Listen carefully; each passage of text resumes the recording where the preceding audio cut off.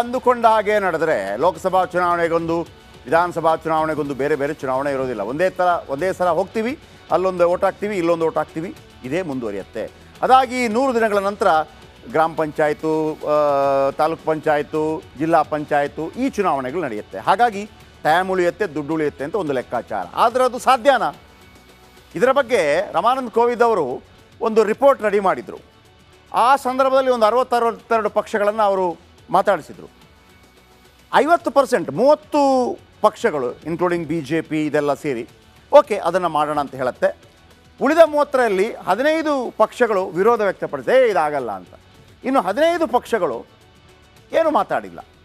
ಇಲ್ಲಿ ಏನಾಗತ್ತೆ, ಈಗ ನಾಳೆ ಒಂದೇ ಸಲಕ್ಕೆ ಚುನಾವಣೆ ಅಂದರೆ ಓಕೆ, ಆಲ್ರೆಡಿ ಇಲ್ಲಿ ಸಿದ್ದರಾಮಯ್ಯನವರ ಗೌರ್ಮೆಂಟ್ ಇದೆ, 2023ಕ್ಕೆ ಬಂದಿದ್ದು. ಇನ್ನವರ ಚುನಾವಣೆ ಆಗೋದು 2028ಕ್ಕೆ ಕರ್ನಾಟಕದಲ್ಲಿ.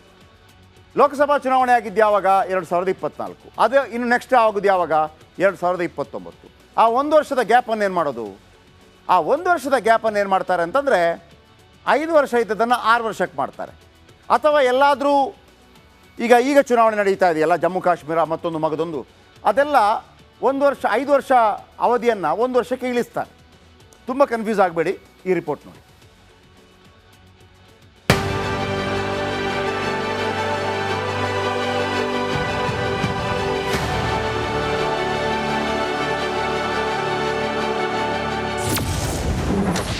ಪ್ರಧಾನಿ ಮೋದಿ 3.0 ಸರ್ಕಾರದ ಮಾಸ್ಟರ್ ಸ್ಟ್ರೋಕ್. ಒಂದು ದೇಶ ಒಂದು ಚುನಾವಣೆಗೆ ಕೇಂದ್ರ ಸಂಪುಟ ಅಸ್ತು.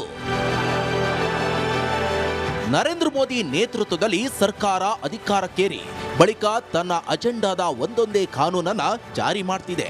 ಅದೇ ರೀತಿ ಇದೀಗ ಇಂದು ನಡೆದ ಕೇಂದ್ರ ಸಚಿವ ಸಂಪುಟ ಸಭೆಯಲ್ಲಿ ಒಂದು ರಾಷ್ಟ್ರ ಒಂದು ಚುನಾವಣೆ ಪ್ರಸ್ತಾವನೆಗೆ ಅನುಮೋದನೆ ನೀಡಿದೆ. ಈ ಮೂಲಕ ಒನ್ ನೇಷನ್ ಒನ್ ಎಲೆಕ್ಷನ್ ವಿರೋಧ ಮಾಡ್ತಿದ್ದ ವಿರೋಧಿಗಳಿಗೆ ಮಾಸ್ಟರ್ ಸ್ಟ್ರೋಕ್ ನೀಡಿದೆ.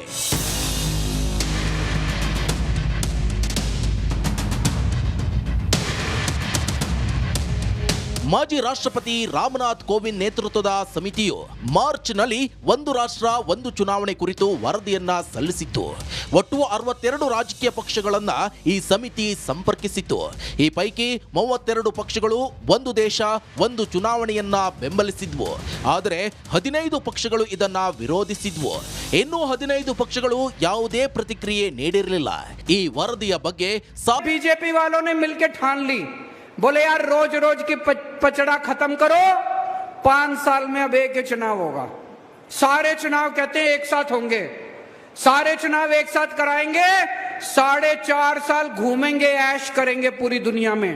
पेरिस जाएंगे, टोक्यो जाएंगे, लंदन जाएंगे, अमेरिका जाएंगे, कनाडा जाएंगे, सिंगापुर जाएंगे, ऐश करेंगे 4.5 साल.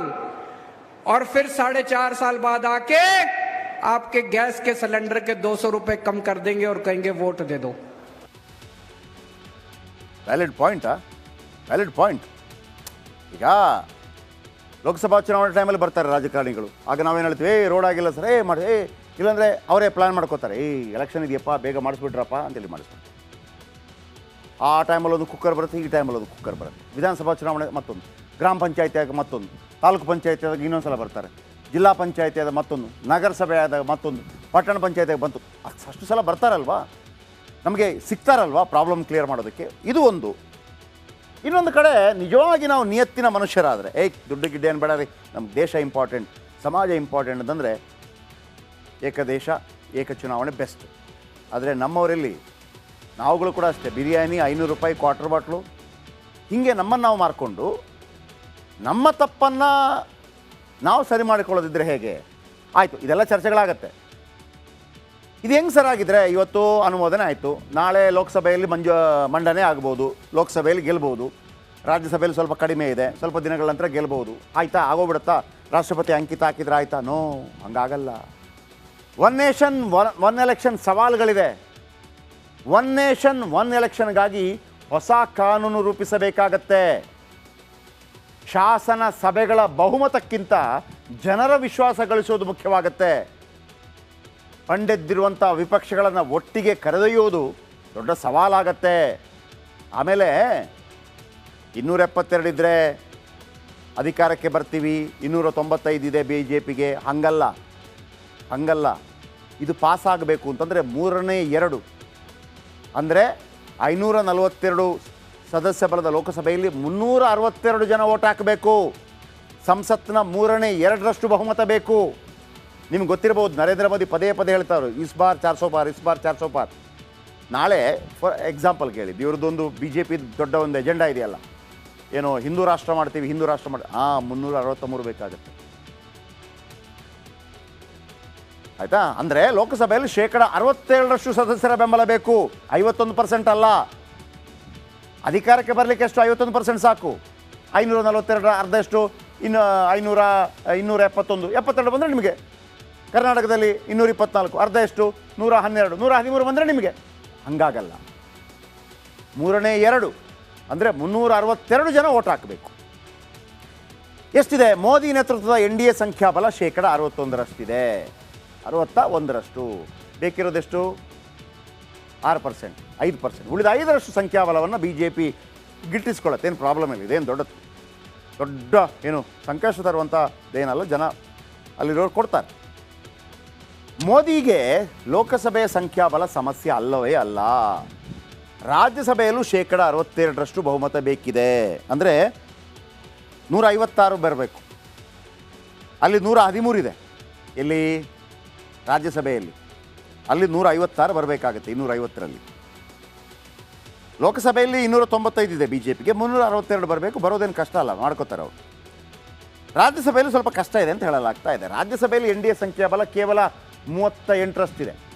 ಅದು 67 ಆಗಬೇಕು. ಅಷ್ಟೇ ಅಲ್ಲ. ಆಯಿತು, ಅದೆಲ್ಲ ಮಾಡ್ಕೊಂಬಿಟ್ರಪ್ಪ ನರೇಂದ್ರ ಮೋದಿ ಅವರು ಮಾತಾಡಿ. ಹಂಗಾಗಲ್ಲ. ಇಡೀ ದೇಶದ ಅರ್ಧದಷ್ಟು ರಾಜ್ಯಗಳು ಅಂದರೆ 15 ರಾಜ್ಯಗಳು ಇದಕ್ಕೆ ಒಪ್ಪಿಗೆ ಕೊಡಬೇಕು. ಅಂದರೆ ಕನಿಷ್ಠ 14 ರಾಜ್ಯಗಳ ಅನುಮೋದನೆ ಬೇಕಾಗತ್ತೆ. ಓಕೆ, ಸಿಗತ್ತಾ ಇಲ್ವಾ? ಕಷ್ಟ ಇದೆ. ಯಾಕೆ? ಸದ್ಯ 10 ರಾಜ್ಯಗಳಲ್ಲಿ ಮಾತ್ರವೇ BJPಯವರು ಅಧಿಕಾರದಲ್ಲಿದ್ದಾರೆ. ಇನ್ನು 4 ರಾಜ್ಯಗಳಲ್ಲಿ ಸಿಕ್ಬಿಟ್ರೆ ಪ್ರಾಬ್ಲಮ್ ಸಾಲ್ವ್. ಓಕೆ,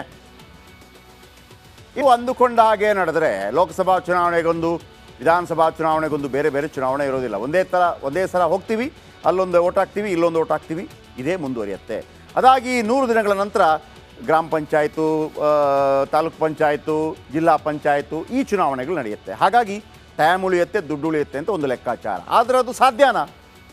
ಇದರ ಬಗ್ಗೆ ರಮಾನಂದ್ ಕೋವಿಂದ್ ಅವರು ಒಂದು ರಿಪೋರ್ಟ್ ರೆಡಿ ಮಾಡಿದರು. ಆ ಸಂದರ್ಭದಲ್ಲಿ ಒಂದು 62 ಪಕ್ಷಗಳನ್ನು ಅವರು ಮಾತಾಡಿಸಿದರು. 50%, 30 ಪಕ್ಷಗಳು ಇನ್ಕ್ಲೂಡಿಂಗ್ BJP ಇದೆಲ್ಲ ಸೇರಿ ಓಕೆ ಅದನ್ನು ಮಾಡೋಣ ಅಂತ ಹೇಳುತ್ತೆ. ಉಳಿದ 30ರಲ್ಲಿ 15 ಪಕ್ಷಗಳು ವಿರೋಧ ವ್ಯಕ್ತಪಡಿಸಿದೆ, ಇದಾಗಲ್ಲ ಅಂತ. ಇನ್ನು 15 ಪಕ್ಷಗಳು ಏನು ಮಾತಾಡಿಲ್ಲ.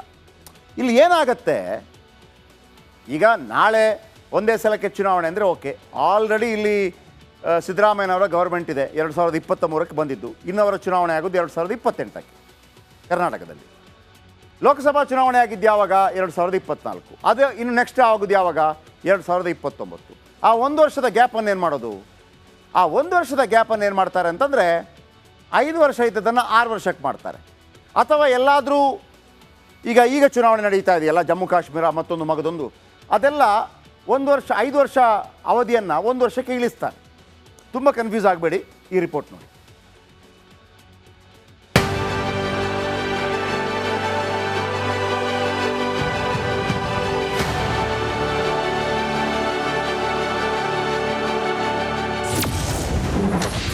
ಪ್ರಧಾನಿ ಮೋದಿ 3.0 ಸರ್ಕಾರದ ಮಾಸ್ಟರ್ ಸ್ಟ್ರೋಕ್. ಒಂದು ದೇಶ ಒಂದು ಚುನಾವಣೆಗೆ ಕೇಂದ್ರ ಸಂಪುಟ ಅಸ್ತು. ನರೇಂದ್ರ ಮೋದಿ ನೇತೃತ್ವದಲ್ಲಿ ಸರ್ಕಾರ ಅಧಿಕಾರಕ್ಕೇರಿ ಬಳಿಕ ತನ್ನ ಅಜೆಂಡಾದ ಒಂದೊಂದೇ ಕಾನೂನನ್ನ ಜಾರಿ ಮಾಡ್ತಿದೆ. ಅದೇ ರೀತಿ ಇದೀಗ ಇಂದು ನಡೆದ ಕೇಂದ್ರ ಸಚಿವ ಸಂಪುಟ ಸಭೆಯಲ್ಲಿ ಒಂದು ರಾಷ್ಟ್ರ ಒಂದು ಚುನಾವಣೆ ಪ್ರಸ್ತಾವನೆಗೆ ಅನುಮೋದನೆ ನೀಡಿದೆ. ಈ ಮೂಲಕ ಒನ್ ನೇಷನ್ ಒನ್ ಎಲೆಕ್ಷನ್ ವಿರೋಧ ಮಾಡ್ತಿದ್ದ ವಿರೋಧಿಗಳಿಗೆ ಮಾಸ್ಟರ್ ಸ್ಟ್ರೋಕ್ ನೀಡಿದೆ.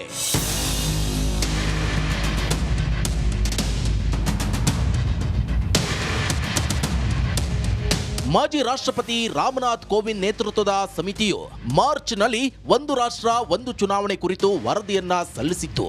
ಒಟ್ಟು 62 ರಾಜಕೀಯ ಪಕ್ಷಗಳನ್ನ ಈ ಸಮಿತಿ ಸಂಪರ್ಕಿಸಿತ್ತು. ಈ ಪೈಕಿ 32 ಪಕ್ಷಗಳು ಒಂದು ದೇಶ ಒಂದು ಚುನಾವಣೆಯನ್ನ ಬೆಂಬಲಿಸಿದ್ವು. ಆದರೆ 15 ಪಕ್ಷಗಳು ಇದನ್ನ ವಿರೋಧಿಸಿದ್ವು. ಇನ್ನು 15 ಪಕ್ಷಗಳು ಯಾವುದೇ ಪ್ರತಿಕ್ರಿಯೆ ನೀಡಿರಲಿಲ್ಲ.